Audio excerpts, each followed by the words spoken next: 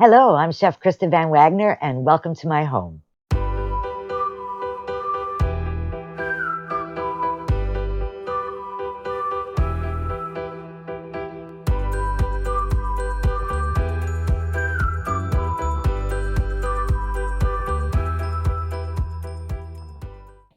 Today we're doing a question and answer video from the questions I received from you on Instagram and Facebook. So thank you for that and keep them coming.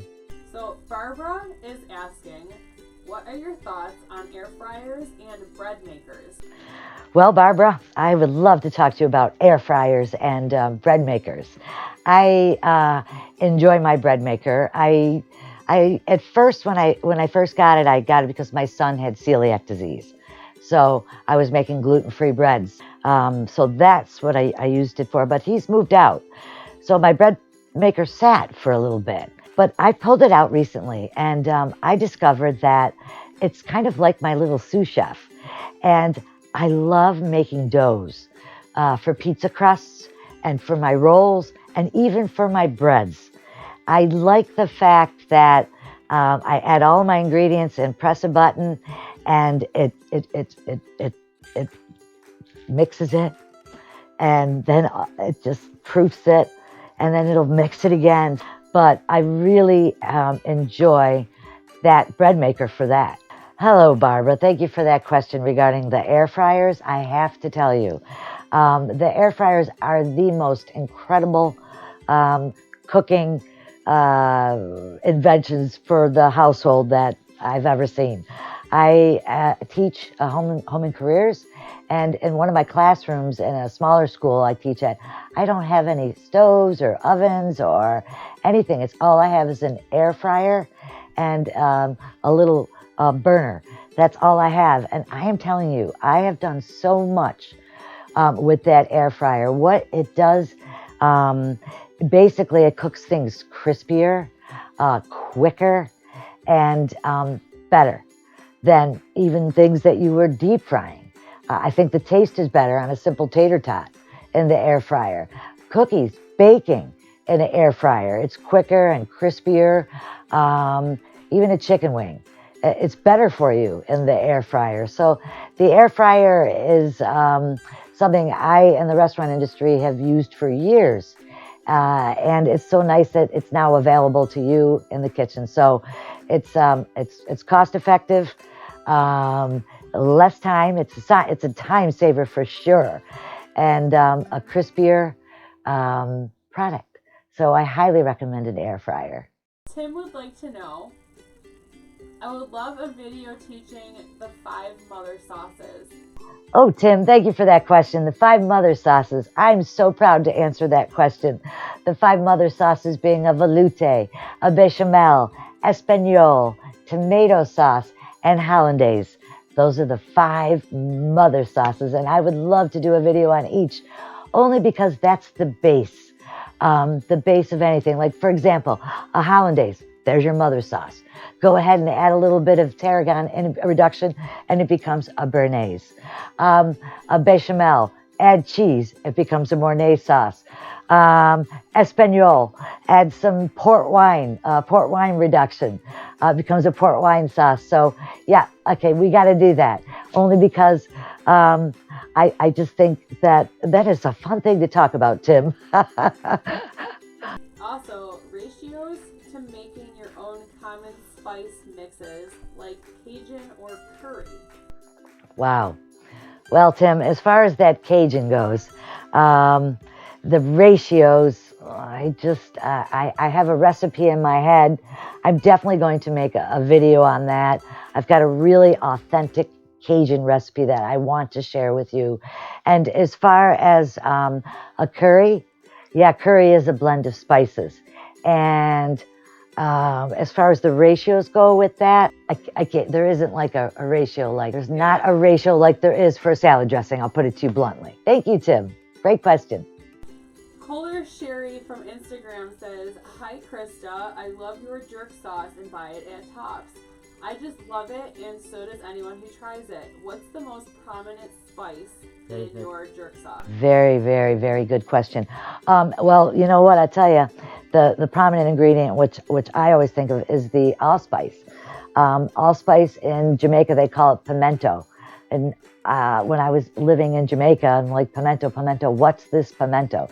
So allspice is a berry, and it's coated with a really interesting covering, and that is mace.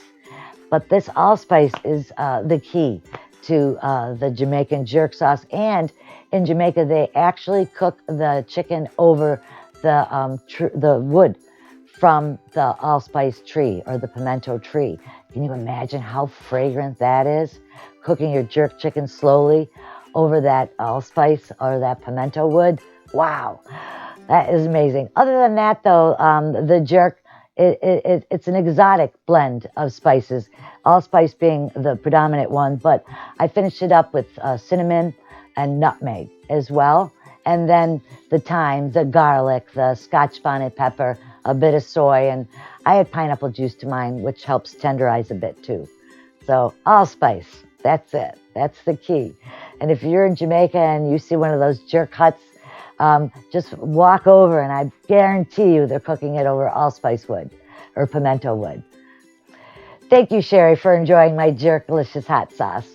Okay, Diana has commented, I am just so frustrated with my Lodge cast iron grill pan. Everyone raves about theirs. I have FOMO.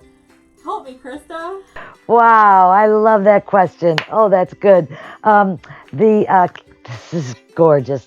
This is my son's. He's visiting, and he actually had this with him, so I just borrowed this. This is a Lodge cast iron skillet, and I want to teach you how to care for it, and that's all you're lacking. It's just how to care for it. Whenever I use this, well, when you first get it, you need to season. And you have to season for a reason. What does seasoning mean? People think that's so funny. No salt or anything. What we're going to do is we're going to season it with oil. And I just use a vegetable oil with a paper towel and go ahead and just wipe the whole entire sides and bottom of this pan with the oil. And I have it on the burner. I turn it on medium high. And what you want to do is you want to let that almost come to a smoke. You know, bring it to temperature till it almost starts to smoke. And then you shut it off. You let it cool down and you do this 3 times. Now, what are you doing when you're seasoning your pan? I know it sounds funny. What you're doing is there's microscopic holes that we can't see with our eye. And when you heat it up, it expands. And that oil is then going into all those little microscopic holes that we can't see. And then when it cools down, you need to do this 3 times, okay? Just rub it with a paper towel. And that's pretty much it. As far as after you're done with this pan, I don't want you to scrub it with hot soapy water. I basically take hot water and I just rinse mine out, and I'm usually able just to wipe it out with a washcloth.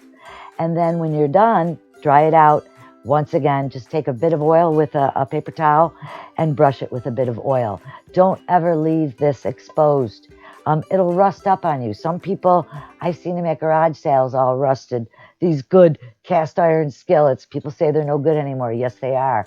If it's rusted out, just take it, wash it out, wipe it. Maybe you want to do it 3 or 4 times. As far as seasoning it, bring it to temperature, let it smoke, then let it cool. Bring it to temperature, let it smoke, and then let it cool. And then after each and every use, promise me you'll just wipe it out, dry it out, and take that paper towel and then just coat it with a bit of oil. But stay away from the hot, soapy scour and the Brillo pads, okay? And if I may add, if it does get wet, you could just put it right back on the stove, on the burner, and just let it dry out. All right, so that'll keep it from rusting. That's about it, though. But what's good about a cast iron skillet? I'm telling you, there's nothing better to cook in than a cast iron skillet. It's actually the weight of it. It holds the heat. You put a steak in there, it's so thick, it'll sear in the juices. You can sear a steak. It makes the best grilled cheeses.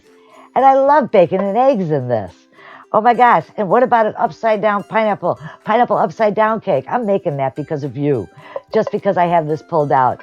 Thank you for you. Thank you for inspiring me to pull it out and it's nice and shiny. Okay.